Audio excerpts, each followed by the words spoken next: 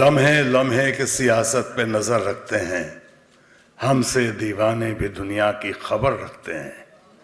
इतने नादां भी नहीं हम कि भटक कर रह जाएं, कोई मंजिल ना सही राह गुजर रखते हैं।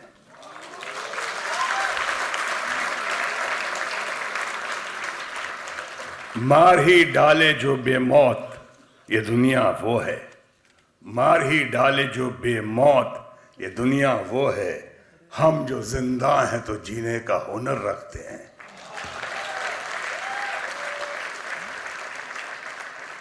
इस कदर हमसे तगाफुल भी न बरतो साहिब, हम भी कुछ अपनी दुआओं में असर रखते हैं। आज के इस कार्यक्रम में, और ये one of the best institutes in the world, उसके इस प्रोग्राम में, फेलिसिटेशन या अवार्ड गिविंग प्रोग्राम में, आपके ग्रेजुएशन के प्रोग्राम में, आपके फेयरवेल या वेलफेयर के इस प्रोग्राम में, आपकी एंड ऑफ द स्टडीज और बिगिनिंग ऑफ द कैरियर के इस प्रोग्राम में, सबसे पहले मैं इन पंक्तियों को सीधे साधे रूप में आपके सामने पेश करने से पहले मैं बहुत बहुत बधाई देना चाहूँगा व्हिस्लिंग वुड्स इंस्टीट्यूट को, हमारे बिगेस्ट सपोर्टर और genius the great Shyam Benegal ji को, वसुरन जी को, चीना घई से लेके रवि गुप्ता जी से लेके इंस्टीट्यूट्स के जितने स्टूडेंट्स हैं और जितने प्रोफेसर्स हैं, जितने टीचर्स हैं और जितने ट्रेनर्स, उनके साथ साथ हमारे बहुत ही बेहतरीन दोस्त, या आज अगर कहूं कि पूरे हिंदुस्तान में या फिल्म इंडस्ट्री में, फिल्मों में, उससे बढ़िया दोस्त मेरा कोई नहीं हो सकता है, जिस मुझसे भले ही सीनियर हो इंस्टीट्यूट में, लेकिन इनके ग्रोथ को मैंने देखा है, उन्होंने देखा है, लेकिन उनके ग्रोथ को मैंने भी देखा है। और जिस ग्रोथ को देखा है उसके टॉपिक पे आने से पहले मैं सबसे पहले बधाई देना चाहूँगा, प्रणाम करना चाहूँगा, आभार प्रकट करना चाहूँगा an institution called Subhash Ghai को। सुभाष घई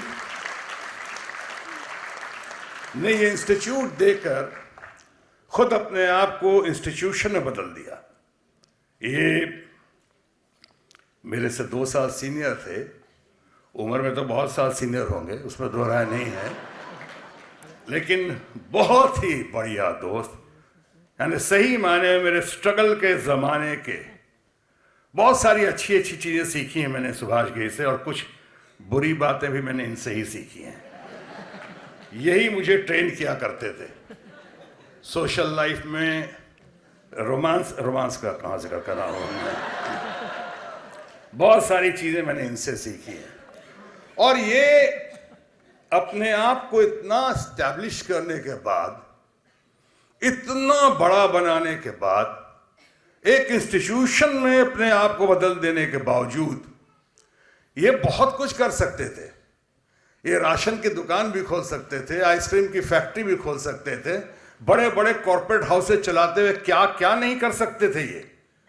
लेकिन इन्होंने निकलने के बाद यंगर जनरेशन का सोचा, फ्यूचर जनरेशन का सोचा, और इन्होंने सारी एनर्जी, पूंजी, ताकत और टैलेंट झोंक दिया लोगों को ट्रेन करने के लिए, फिल्मकार को आगे बढ़ाने के लिए। ये बहुत ही सराहनीय है, प्रशंसनीय है और अनुकरणीय है। सही मायनों में सुभाष घई एक रोल मॉडल बनकर सामने उभर कर आए। Thank you very much for being with us, and it was a wonderful evening. And as usual, every year we hold this convocation, and you know the importance of Whistling Woods, the educational philosophy of Whistling Woods, the movement of Whistling Woods. Needless to say, anything. But the special day today is definitely because of the 2 legends we have honored Master Awards. One is Mr. Shyam Benegal, the legendary filmmaker, and my friend and a superstar and legend actor, Mr. Shatrughan Sinha. I know that you would like to talk to him more than me. No, this is your occasion. But this is a very academic moment Yes. for the students, that where the students are excited to enter into a media industry after graduation. And we are very much sure about it. At least we do not know that how much we grow them, but we know one that we grow them as a person, as a human, as a disciplined person. This is the first philosophy we see to it, that they become better person, an intelligent person, to grow and groom their talent. Because 2 साल में 3 साल में कुछ नहीं होता है ज़िंदगी में, हमको 15 साल लगे समझने के लिए कि आगे काम कैसे करना है. You see, and I'm very thankful to Mr. Sinha, you are here, and thank you Meghna for taking forward this Whistling Wood in such a brilliant manner and with such a discipline. And I'm proud of my daughter, I would say. And any question please do ask. Sir, film institute है, फिल्मों की बात कर रहे हैं. फिल्मों उस दौर में और इस टाइम में जो अब सिखा रहे हैं आप बच्चों को, क्या कुछ बदलाव आए हैं फिल्म इंडस्ट्री में, फिल्मों में? You see, the knowledge and information have grown beyond limit. What we had knowledge in 80s, 90s or 70s, you see, we have books, other teachers, other elders to teach us. But today, younger children, we see that they already are full of knowledge and information through the net, the social media. So this is total different generation. But what we share with them, ki children, you have a knowledge, you have information. What you don't have is an experience. So we share as a mentor our experience. We share our experience to them. Ki, you know how you have to go towards the goal, and how you should groom yourself, your talent or your wisdom and your other qualities more than the knowledge and information. Because अभी तो knowledge information का competition common हो गया है with all those generation in numbers over there. So what we try to groom them as an artist, as a technician. That is our philosophy. Shatrughan sir, आपसे सवाल है. जैसे आज आप न्यू टैलेंट से मिले हैं बहुत सारे लोगों से, और आज जो है बहुत ज़्यादा टफ होता है, एक बहुत बड़ा कंपटीशन है न्यू कमर्स के लिए, तो आप क्या सोचते हैं उस पर? नहीं, कंपटीशन तो है, कंपटीशन दिनों दिन बढ़ता जाएगा. और उसमें जब when going gets tough, that tough get going. जो ज़्यादा टैलेंटेड होगा, जिसके पास ज़्यादा नॉलेज होगा, ज़्यादा इन्फॉर्मेशन होगी, जो ज़्यादा जिसके अंदर कॉन्फिडेंस होगा, उसकी वजह से कंफर्ट लेवल होगा, वो आगे बढ़ेगा. लेकिन आजकल बहुत कम मौके होते हैं जो न्यू कमर्स को मिलते हैं. कि ज़्यादातर कि जो इंडस्ट्री के अंदर से ही जो टैलेंट आता है वो बहुत ही आसानी से उन्हें मौके मिल जाते हैं. ये कहने की बात है, ये पहले भी होता था, आज भी हो रहा है, आगे भी होगा. अगर जो अल्टीमेटली किसी का टिकना, किसी का ठहरना, किसी का आगे बढ़ना पूरे देश की जनता के ऊपर निर्भर करेगा, न ऑडियंस के ऊपर. कटिंग अक्रॉस द स्टेट्स, सिर्फ बिहार से और यूपी से होने से नहीं काम चलेगा. पूरे देश के लोगों को अगर पसंद आएगा. आपने कितने स्टार सन्स को, फिल्म मेकर सन्स को देखा है जो आए हैं, बहुत अच्छा किया है, और कई लोगों ने अच्छा नहीं भी किया है जो आए, और उसके बाद फ्राइडे नाइट के बाद गायब भी हो गए. अल्टीमेटली उसको फ्राइडे नाइट के बाद जो है वो ऑडियंस ही उसका फैसला करती है. इसलिए अगर बुरा नहीं है, अगर हमारे घर से हमारे बच्चे अगर आ रहे हैं इसमें, जिनके अंदर एप्टीट्यूड है, टैलेंट है, तो उनको रोकने का हमारा कोई हक नहीं बनता है. पर इसका मतलब ये नहीं कि जो बाहर से अच्छे लड़के आ रहे हैं हम उनके कॉस्ट पे, उनकी कीमत पे ऐसा कर रहे हैं. ऐसा नहीं है. बाहर के भी साथ आते हैं, हमारे घर के भी आते हैं, लेकिन वो मेहनत करके उनका टैलेंट क्या है, उनके अंदर जुनून क्या है, पैशन क्या है, वो रिज़ल्ट क्या दे रहे हैं, और वो ऑडियंस कैसे एक्सेप्ट कर रही है, इन सारी चीज़ों को मिला कर चल रहा है और चलता रहेगा. जो जैसे कह रहे थे कि मतलब फिल्म इंडस्ट्री के लोगों को अवसर ज़्यादा मिल जाते हैं, इसी विषय को आजकल हास परिहास के रूप में लोग करने लगते हैं. वो ठीक मानते हैं आप? जैसे कभी अवार्ड फंक्शन में हमने देखा कि लोग उस चीज़ को लेके हास परिहास करें. Do you find this? किस चीज़ को लेके?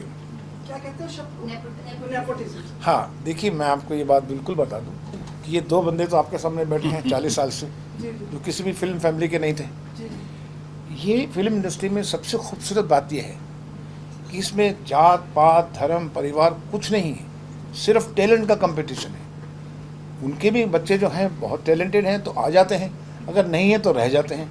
और देश के भी जितने बच्चे हैं टैलेंटेड हैं वो आ जाते हैं, चाहे दिल्ली से हों या पटना से हों या उधर से हों. कंपटीशन जो है इस सबसे खूबसूरती फिल्म इंडस्ट्री की यही है कि इसमें कुछ भी नहीं चलता है सिवाय टैलेंट के और मेरिट्स के. मैं भी अच्छी बात है। एक बात ऐड करना चाहूँगी कि जब हमने व्हिस्लिंग वुड्स का सोचा, एक विजन बनाया कि व्हिस्लिंग वुड्स खोलना क्यों है हमें, तो तब पापा ने यही कहा था कि जब मैं आया था व्हिस्लिंग बॉम्बे में, मुंबई में कोई प्लेटफॉर्म नहीं था हमारे जैसे लोगों के लिए, तो व्हिस्लिंग वुड्स का आना एक बहुत बड़ी बात है, एक बहुत बड़ी स्टेटमेंट है, क्योंकि हम उन बच्चों को भी प्लेटफॉर्म दे रहे हैं, उन बच्चों को भी जो आप गॉड फादर कहते हैं इंडस्ट्री में, उनको व्हिस्लिंग वुड्स का प्लेटफॉर्म मिल रहा है जिससे वो आगे बढ़ सकते हैं। तो हमारे बहुत सारे स्टूडेंट्स बहुत अच्छा कर रहे हैं और बड़े बड़े कंपनीज़ के साथ काम कर रहे हैं, उनको चांसेस मिल रहे हैं और सब साथ में मिलके काम कर रहे हैं। तो मुझे ऐसा लगता नहीं है कि ऐसा कुछ बहुत ज़्यादा है, बढ़ाया जा रहा है, but I feel Whistling Woods का एक एडवांटेज ये है कि हम उन बच्चों को प्लेटफॉर्म दे सकते हैं जिनका कोई फिल्म कनेक्शन नहीं और है। इंडस्ट्री से कनेक्ट रहता है उनको। जी। Whole industry come here and teach them. तो फिल्म इंडस्ट्री के जितने भी वेटरन हैं, एक्सपर्ट्स हैं, और बच्चों का कनेक्ट रहता है, और ये बच्चे सब भारत से आए हुए हैं और फिल्म वालों के भी बच्चे हैं। आप ये फिल्म के परिवार के हों तो बहुत अच्छी बात है, क्योंकि उन बच्चों की ट्रेनिंग थोड़ी जल्दी हो जाती है, वो 10 साल में ही सीख लेते हैं अपने माँ बाप से एक अच्छी बातें, अच्छे गुण। ये उनके पास प्लस पॉइंट तो ज़रूर है, लेकिन आखिर में जो ठहरते हैं वो कंपटीशन में ही ठहरते हैं। अपॉर्चुनिटीज़ उनको जल्दी मिल सकती हैं, लेकिन फाइनली कौन ठहरता है वो तो कंपटीशन है, मेरिट्स है। इनकी बात को, तुम्हारी बात को, इनकी बात को अगर समअप कर सकूं एक दो सेंटेंस में, तो यहाँ पे कलर ऑफ सक्सेस एक्सेप्टेबल है बिल्कुल, और स्मेल ऑफ फेलियर चाहे कहीं से भी है, किसी क्वार्टर से जो आदमी फेलियर है, सो कॉल्ड फेलियर, उसका एक्सेप्टेंस नहीं है। कलर ऑफ सक्सेस चाहे जहाँ से आ जाए, तिब्बत से आ जाए कि आपको टिम्बकटू से आ जाए, कि डैनी डेंजोम्पा आए, कि मिथुन चक्रवर्ती आए, कि शत्रुघ्न सिन्हा है, कि अमिताभ बच्चन है।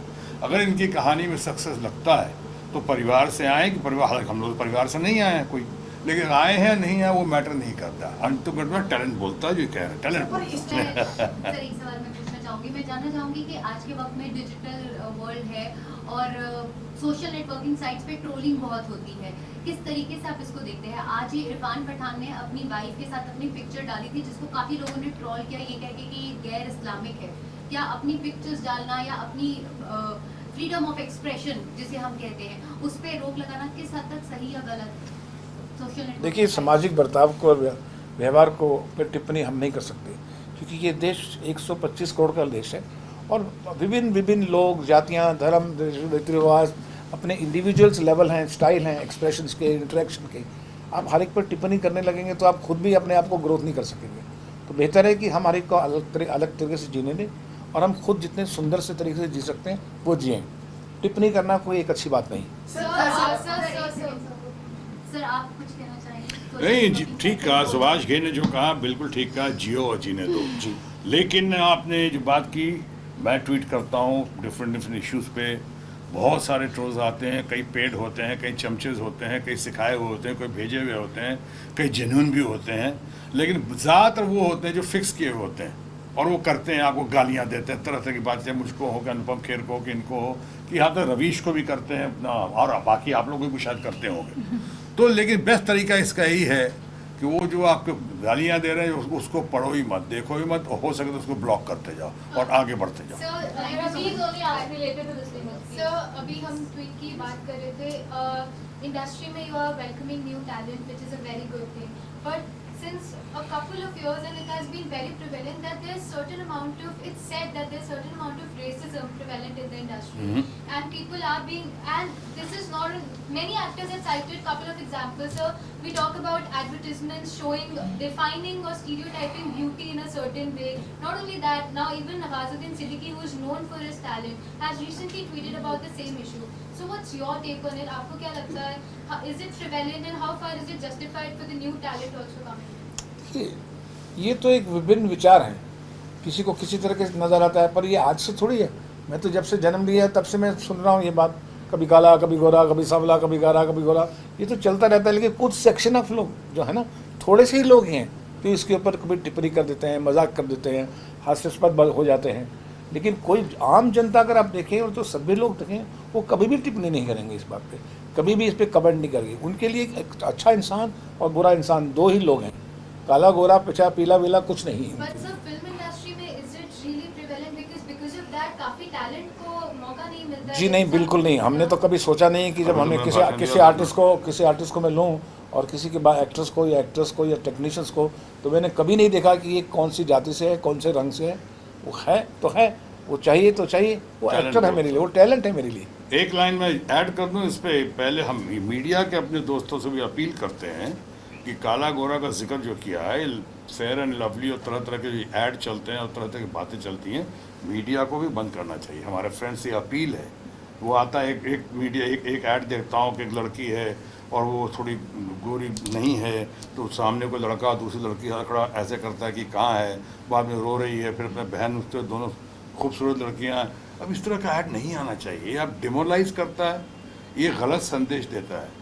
इसे सब मीडिया से भी अपील करते हैं, ऐसा मत कीजिए। और फिल्मों में जो सुभाष जी ने कहा, बिल्कुल ठीक कहा, यहाँ पे अगर आप अच्छा कर रहे हैं तो आप नसरुद्दीन शाह भी चलेंगे, ओमपुरी भी चलेंगे, शत्रुघ्न सिन्हा भी चलेंगे, अमिताभ बच्चन भी चलेंगे। मैं तो अमिताभ बच्चन के स्ट्रगल डेज का दोस्त हूँ, हम लोग सब हैं। हम देखते थे तो क्या क्या कहते थे उनके बारे में, या मेरे बारे में क्या क्या कहते थे। डैनी डेंजोम्पा भी चलेगा, अगर आपका टैलेंट है, वो जो हमने कहा कलर ऑफ सक्सेस है, तो सब आपको सर आंखों में बिठाएंगे।